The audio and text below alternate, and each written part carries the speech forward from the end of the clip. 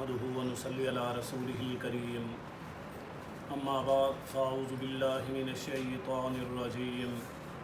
بسم الله الرحمن الرحيم قال الله تبارك وتعالى في كلامه المجيد والفرقان الحميد هو الذي أنزل عليك الكتاب منه آيات محكمات هن أم الكتاب وأخر متشابهات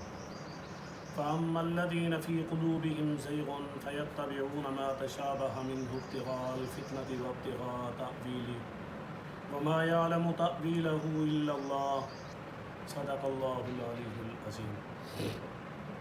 میرے واجب الاحترام خواتین و حضرات، ارشاد باری تعالی ہے هو الذی،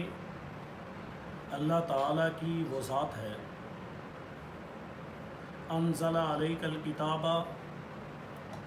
جس ذات نے آپ پر کتاب کو نازل کیا ہے، منہ آیات محکمات، اس کتاب کے کچھ حصے میں ایسی آیات ہیں جو اٹل ہیں، ہن ام الکتابی، وہی آیات اس کتاب کی اصل ہیں، وآخر متشابہات، اور کچھ آیات ایسی ہیں جن کی مراد معلوم نہیں۔ اس آیت کے اندر اللہ رب العالمین یہ ارشاد فرما رہے ہیں کہ ہم نے آپ پر قرآن مجید فرقان حمید کو نازل کیا۔ یہ قرآن مجید کا نزول اللہ کی جانب سے ہے، کسی اور ذات کی طرف سے نہیں۔ پھر ہم نے اس قرآن مجید کے دو حصے بنائے، ان میں سے ایک حصہ جو اکثریت میں ہے وہ ایسی آیات پر مشتمل ہے جو اٹل ہیں، واضح ہیں، کھلے انداز سے اس کے معنی، مفاہیم، مراد سب کچھ معلوم ہو جاتی ہے کہ اللہ تعالیٰ ان آیات میں اپنے بندوں سے کیا کہنا چاہ رہے ہیں، اور وہ اپنے بندوں سے کن احکام پر عمل کرنے کی اور کن احکام پر عمل نہ کرنے کی یہ واضح علامات یا واضح پیغام دے رہی ہے۔ اور یہی آیات ہیں جو اس کتاب کی اصل ہیں، حقیقت ہیں، جو واضح معلوم ہو رہی ہے، جن کے احکامات واضح ہیں، جن کے مسائل واضح ہیں۔ یہ عمل کرنے کے لیے ان لوگوں کے لیے ہیں جو اللہ کو مانتے ہیں۔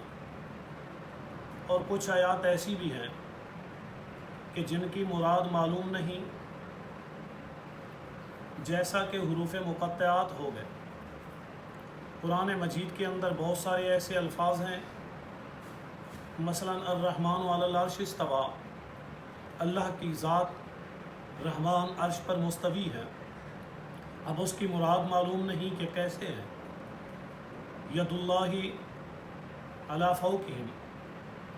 اللہ کا ہاتھ ان کے اوپر ہے، اب وہ کس انداز سے، کس کیفیت سے ہے، اس کی مراد معلوم نہیں۔ تو ایسے بھی الفاظ ہیں کہ جن کی مراد واضح نہیں۔ فرمایا فَأَمَّا الَّذِينَ فِي قُلُوبِهِمْ، بہرحال وہ لوگ جن کے دلوں کے اندر کجی ہے، ٹیڑھا پن ہے، زَيْغٌ فَيَتَّبِعُونَ، فرمایا وہ اتباع کرتے ہیں، وہ پیچھے لگے ہوئے ہیں، مَا تَشَابَهَ مِنْهُ ابْتِغَاءَ الْفِتْنَةِ، ان چیزوں کی جن کی مراد معلوم نہیں۔ اب ایک طبقہ ایسے لوگوں پر مشتمل ہے جن الفاظ کی مراد معلوم نہیں، وہ ان کے پیچھے پڑے ہوئے، اور وہ ان کے معنی اور مفاہیم خود ہی اپنے انداز سے بنا رہے ہیں، خود ہی اسے گھڑ رہے ہیں۔ فرمایا منہ ابتغاء الفتنۃ، اس گروہ میں سے کچھ تو ایسے ہیں جو اس میں فتنہ تلاش کرتے ہیں، فتنے کو ڈھونڈ رہے ہیں، وابتغاء تاویلی، اور کچھ لوگ ان میں ایسے ہیں جو اس کی حقیقت کو طلب کرتے ہیں، یعنی حقیقت ڈھونڈ رہے ہیں، حقیقت پانے کی کوشش کر رہے ہیں۔ وما یعلم تاویلہ الا اللہ، نہیں جانتے اس کی حقیقت کو سوائے اللہ کے اللہ کی ذات ہی جانتی ہے کہ اس کی حقیقت کیا ہے، وہ لوگ اس سے واقف نہیں۔ بہرحال اس آیت کے اندر اللہ رب العالمین یہ فرما رہے ہیں کہ ان جن الفاظ کی مراد معلوم نہیں،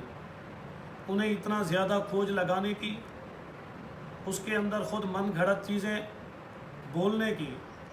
یا اس کی حقیقت میں تلاش کرنے کی یا وہاں سے کوئی فتنے اٹھانے کی کوئی ضرورت نہیں، بلکہ جو کچھ بتا دیا گیا اسی پر عمل کریں، اسی پر ایمان لے آئیں، یہی کافی ہے اور یہی تمہارے لیے اللہ تعالیٰ کا حکم ہے۔